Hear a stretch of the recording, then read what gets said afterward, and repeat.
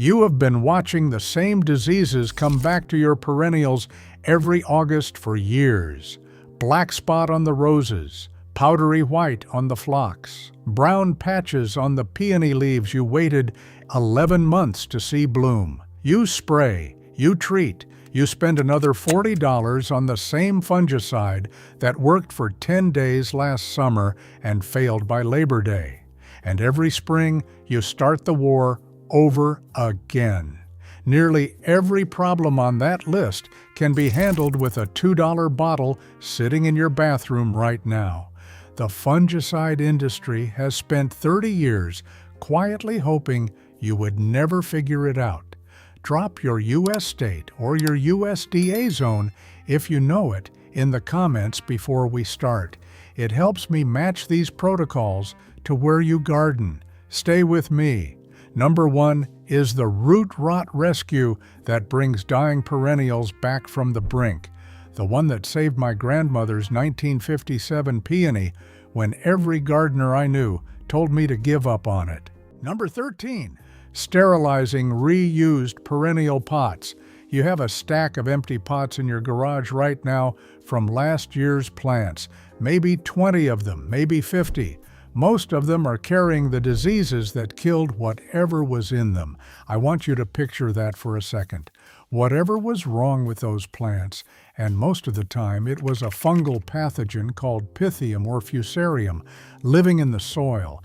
That pathogen is now living on the inside walls of every one of those pots, waiting. You rinse them out with a hose in April. You scrub them with dish soap. Neither one kills the pathogens. You repot a new perennial into a clean-looking container, and the new plant gets sick within 6 weeks. You blame yourself. The fix takes 10 minutes. Fill a 5-gallon bucket half with 3% hydrogen peroxide and half with water, 1:1. Submerge each pot for 10 minutes. Rinse and let dry. I lost 3 coneflowers to crown rot in 2018 before a retired horticulturist at the local extension office told me the pots were the source. I have not lost a perennial to a reused pot since. Number 12, pruning shear disinfection. Every cut you make on a perennial with unsterilized pruners spreads disease to the next plant you touch. And most American gardeners, including the gardeners watching this video, have been doing this for decades without realizing it.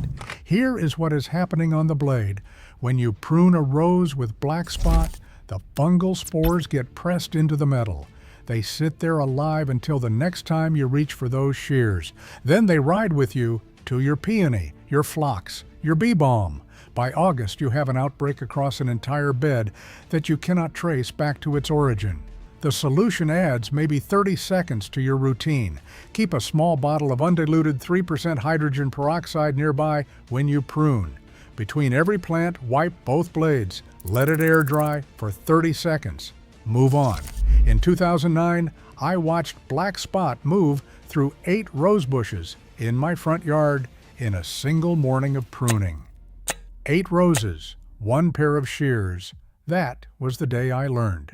It is worth knowing that apple and pear growers across this country use the exact same protocol on their pruning saws. Fire blight, the bacterial disease that destroys fruit trees, spreads on dirty blades faster than any insect could ever carry it. If you have any kind of orchard on your property, this rule applies to every cut you make. Number 11, oxygenating compacted soil. If your established perennials have stopped growing despite proper care, same water, same fertilizer, same sun, the soil itself may be the problem.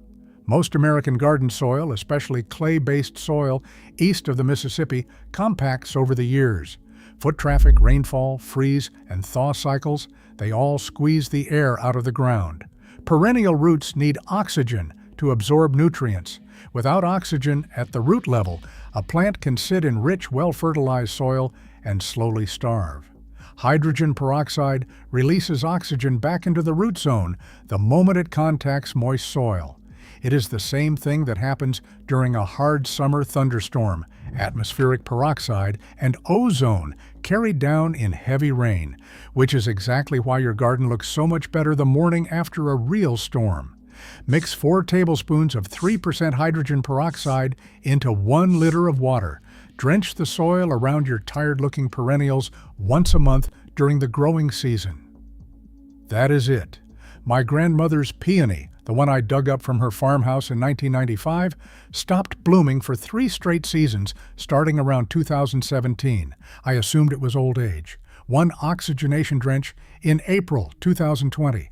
By June, it produced 31 blooms. It is still blooming today. Number 10. Tough perennial seed germination. You have packets of perennial seeds in your kitchen drawer right now.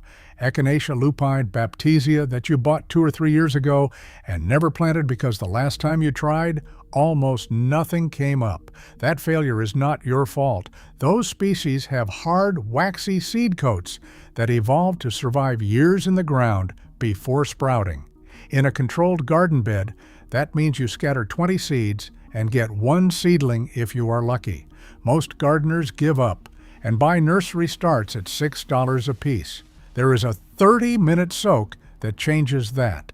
Mix 1½ teaspoons of 3% hydrogen peroxide into 1 cup of room temperature water. Drop the seeds in. Set a timer for 30 minutes. Plant them immediately afterward in damp seed starting mix. The peroxide does 2 things at once. It softens the hard seed coat, a process plant scientists call scarification, and it kills any mold or bacteria sitting on the seed surface that would otherwise compete with the embryo. The seed wakes up clean and ready to grow. I tested this with old echinacea seeds in 2019. With plain water, the germination rate was 8%. The same seeds soaked in peroxide produced 64% germination, 8 times more plants from the same packet. And vegetable gardeners, write this down. The exact same soak works on carrot, parsley, and parsnip seeds, 3 of the slowest germinating vegetables in America. Same dilution, same 30 minutes, same result. Quick word before number 9. If you are still watching this, you and I were built the same way. You do not want a marketing pitch. You want the protocol that works in your actual yard. Hit subscribe right now so the next one lands in your feed automatically. Free, always will be. Number 9, cutting and division wound sealing. Every time you divide a perennial, you create open wounds where pathogens enter the plant. Most gardeners never think about this, and they lose half their divisions to crown rot every spring without ever knowing why. When you split a clump of hostas or daylilies or irises, you are cutting through living tissue. The exposed wound sits in damp soil. The damp soil contains fungi. Within 12 to 48 hours, those fungi can colonize the wound site. By June, the new division wilts. By July, it is gone. The fix is straightforward. After you cut a perennial division, before you plant it, mist the exposed cut surfaces with full-strength 3% hydrogen peroxide. Let the division sit on a piece of newspaper for 10 minutes to air dry. Then pot them up or plant them in their new location. My grandmother's iris collection, bearded irises she planted along the side of her farmhouse in the early 1970s, almost died on me in 2014 when I dug them up to divide them. Crown rot had already started in the soil. Out of 40 divisions, I treated half with peroxide and planted the other half straight. The treated divisions had 90% survival. The untreated half had 40%. That collection is still in my front bed today, 53 years after my grandmother put it in her ground. Number 8. Crown rot prevention during winter mulching. The mulch you carefully apply every November to protect your perennials through winter may actually be killing them at the crown. Heavy mulch traps moisture against the base of the plant. Moisture plus winter freeze and thaw plus cold-tolerant fungi like sclerotinia equals crown rot. You go out in April expecting your delphiniums and your hardy geraniums to come back, and instead you find a brown, mushy stub where the plant used to be. You assume the winter was too harsh. It was not. The mulch killed it. Before you mulch in November, drench the soil around the crown of every perennial with 2 tablespoons of 3% hydrogen peroxide per gallon of water. Let it sit for an hour. Then mulch as you normally would, but pull the mulch back 2 inches from the crown itself. I lost a 20-year-old delphinium colony to crown rot one winter. In 2015, 3 plants were gone. I had been mulching them the same way for 15 years. The difference that year was a wetter than usual fall. After that, I started the peroxide protocol every November. I have not lost a single perennial to crown rot since. Number 7, you have walked out on a July morning, looked at your hostas, and seen them shredded overnight. Holes the size of quarters, leaves chewed to lace, slugs. You have tried beer traps. They work, but they are slow. You have tried slug bait pellets. They harm birds and dogs and beneficial ground beetles. Nothing about the typical solutions feels right for a serious gardener. There is a faster, cleaner answer. Mix 1 part 3% hydrogen peroxide with 5 parts water. Spray directly on visible slugs, ideally early in the morning or right after a rain when slugs are out feeding. The peroxide oxidizes their soft body tissue on contact. They cannot recover. This is targeted treatment, not a deterrent zone. You are not spraying the soil or the foliage. You are hitting the slugs themselves, which means it does not harm ground beetles, earthworms, birds, or any of the beneficial wildlife you actually want in a garden. My favorite hosta, a patriot I have had for 18 years, went from Swiss cheese every August to clean leaves the year I switched from beer traps to this method. I now keep a marked spray bottle near the back door from late May through early September. 30 seconds of work whenever I see them. Done. I want to ask you something honestly. What is the perennial in your yard that has given you the most trouble this year? Tell me the plant and your state in the comments, because somewhere in this list there is probably an answer for that specific problem, and I genuinely want to help you find it. Number 6. Fungus gnats in container perennials. Those tiny black flies that hover around your overwintered perennials, your indoor seedlings, your potted hostas you brought into the garage for winter. They are not just annoying. The adult flies are mostly cosmetic. The larvae are the real problem. Fungus gnat larvae live in the top inch of moist potting soil. They feed on organic matter, and when they run out of that, on the fine root hairs of your perennials. In a container with a young or stressed plant, that root damage can mimic root rot. The plant wilts, the leaves yellow. You water more, the problem gets worse. The sticky yellow traps at the garden center catch adult flies. They do nothing to the larvae below the soil surface. Hydrogen peroxide does. Mix 1 part 3% hydrogen peroxide with 4 parts water. Let the top inch of soil dry out. This is important. You want the larvae near the surface. Then drench the entire container. You will see fizzing. That is the peroxide killing the larvae on contact. Repeat every 7 days for 3 weeks. The first year I brought all my container perennials indoors for winter, I introduced fungus gnats to every plant in my sunroom. The infestation took 14 days to clear with this protocol. And this is critical for anyone starting tomato or pepper seedlings indoors this spring. Fungus gnat larvae kill more seedlings than any other indoor pest in America. Same dilution, same result. One small thing before number 5. If even one use on this list has changed how you think about your garden, hit the like button before you move on. You are not doing me a favor. The algorithm uses that signal to decide whether to put this in front of the gardener 3 streets over who has been losing her roses to black spot for 10 summers. That tap could save somebody an entire season. Number 5. Spider mites on hostas and perennial foliage. By August every year, your hostas start looking dusty and faded. The leaves lose their shine. The color washes out. Most gardeners think the heat is doing it. It is not heat. It is spider mites. and there are thousands of them on the undersides of those leaves right now. Here is what most people do not understand about spider mites. They are not insects. They are arachnids, related to spiders and ticks. Most insecticides are useless against them because they were never designed for arachnid biology.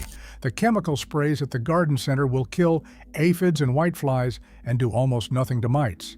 Hydrogen peroxide damages the soft mite cuticle on contact. It works through pure oxidative chemistry, which arachnids cannot resist any better than fungi can. Mix half a cup of 3% hydrogen peroxide per gallon of water. Spray every leaf surface with particular attention to the undersides where mites colonize. Repeat every 5 days for 2 weeks. My Sum and Substance hostas, the giant chartreuse variety that should look like glowing dinner plates in August, went dusty and gray in 2021 before I traced the cause. After 2 weeks of the peroxide protocol, they came back to full color. They have stayed clean every August since, and the same dilution wipes spider mites off tomato and pepper plants in the vegetable garden. Identical protocol, identical timing. Vegetable gardeners, write this one down.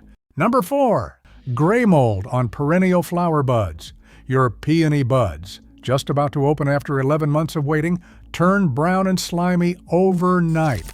You go outside one morning in late May, and your entire show is gone. That is gray mold, Botrytis cinerea. It can destroy an entire perennial bloom season in 3 days when conditions favor it. Cool, wet, humid spring weather, the kind of spring that produced more rain than usual. Most fungicides sold at retail are slow. They take days to work. By the time they kick in, your buds are already lost. Hydrogen peroxide works on contact. At treatment strength, which is 8 tablespoons of 3% peroxide per gallon of water, it ruptures fungal cell walls the moment it touches them. Spray flower buds and surrounding foliage early in the morning, every 3 days during an active outbreak. Stop when you see no new spotting for a full week. My grandmother's Sarah Bernhardt peony, the one I cannot bring myself to think about losing, got hit by gray mold in the wet spring of 2017. I caught it on the 3rd day. 2 early morning sprays. The peony bloomed 5 days later. That plant is 63 years old. It has bloomed in the same spot since 1962. Pause with me for one moment. The top 3 uses on this list, the ones still ahead, are the protocols that have saved more individual perennials in my garden than every chemical fungicide I bought combined. If you have learned even one useful thing in the last 20 minutes, hit subscribe before we go on. Number 3, powdery mildew on phlox, peony, and bee balm. You have phlox or bee balm or peony foliage that turns white and powdery by August every single year. Same plant, same time, same problem. You spray, you hope, you watch them get worse every season anyway. Nobody at the garden center ever told you how easily this ends. Powdery mildew is a family of fungal diseases that thrive in warm, dry conditions on susceptible plants. The white powder is the visible fruiting body of the fungus. By the time you see it, the fungus has already colonized the leaf tissue underneath.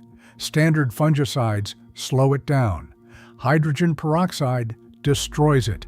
For preventative use, mix half a cup of 3% hydrogen peroxide per gallon of water and spray every 7 days, starting in early July. For an active outbreak, increase to 8 tablespoons of 3% hydrogen peroxide per gallon and spray every 3 days for 2 weeks. Get every leaf, both sides. My David phlox, a variety specifically bred for mildew resistance, which tells you how persistent this disease is, still got hit in the wet summer of 2020. 3 peroxide sprays, 5 days apart.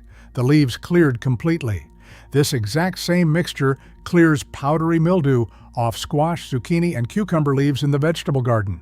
Same fungus family, same treatment, same result. Worth knowing if you grow both ornamental and edible. Number 2, black spot on roses. Black spot has destroyed more American rose gardens than any pest, any drought, any winter. And every gardener over 60 has fought this disease at least once, usually with chemical fungicides that did almost nothing. The fungus has a name, Diplocarpon rosei, and it has been the single biggest obstacle to growing roses in humid American climates for 150 years. Conventional treatments fail because the fungus develops resistance, the spray washes off in rain, and the chemicals do not actually destroy the existing spores already on the leaf surface. They only slow new infection. Hydrogen peroxide breaks the cycle. The oxidation reaction destroys fungal structures on contact. Spores cannot develop resistance to oxidation chemistry the way they develop resistance to synthetic compounds. Mix half a cup of 3% hydrogen peroxide per gallon of water. Spray every 7 days throughout the humid season. Early morning, get the undersides of leaves. Do not skip a week. Within 3 weeks, the spread stops. Within 6 weeks, the rose recovers. My heirloom Madam Hardy rose, planted by my mother in 1978, was losing the war to black spot every summer from 2009 through 2012. I started the peroxide protocol in spring 2013. The rose has been clean every year since. It is 47 years old this year. Apple and pear growers across the country fight a closely related fungus called apple scab. The same dilution applied through spring is one of the most effective non-chemical interventions available to fruit tree owners. If you have orchards on your property, this protocol is worth knowing. I want you to do me one favor. Open your phone, scroll to the contact of one gardener you know, a neighbor, a sister, a friend from church, somebody you have watched lose roses or peonies or hostas to the same disease every August. Send them this link. That one share could save them a decade of frustration.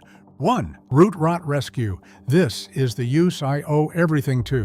The 1957 peony I told you about at the start of this video, my grandmother's Festiva Maxima, should have been gone by Sunday evening of May 19th, 2019. That is the day I dug it up and saw the rot. Every gardener I know would have told me to walk it to the curb. Here is what is happening underground when a plant suddenly collapses in wet soil. Water has pushed the air out of the ground. In the absence of oxygen, a family of pathogens, Pythium, Phytophthora, Fusarium, colonizes the root zone and dismantles the roots from the inside out. The wilt above ground is the plant trying to function with no roots left to work with. Most gardeners, seeing the wilt, give up. Here is what I did instead, and what I have done with every collapsed perennial since.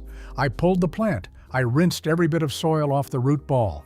I cut away every brown, mushy section with shears I had wiped down. Then I mixed 1 part 3% hydrogen peroxide with 2 parts water in a clean white bucket and submerged the surviving healthy roots for 7 minutes. I patted the roots dry with a clean towel. Repot immediately in fresh, well-draining soil. Never the old soil. The old soil is contaminated. Fresh only. The oxidation destroys the pathogens. The oxygen released wakes the surviving roots up. Within 10 days, the plant starts to recover. Last May, my grandmother's peony produced 31 flowers. One more thing worth saying, this exact rescue works on tomato plants showing wilt despite soaking wet soil. Classic Pythium presentation. Almost every American vegetable gardener misdiagnoses it as drought stress and waters more, which is the worst thing you can do. Same protocol, same result. 13 uses, 1 bottle that costs less than a packet of coneflower seeds.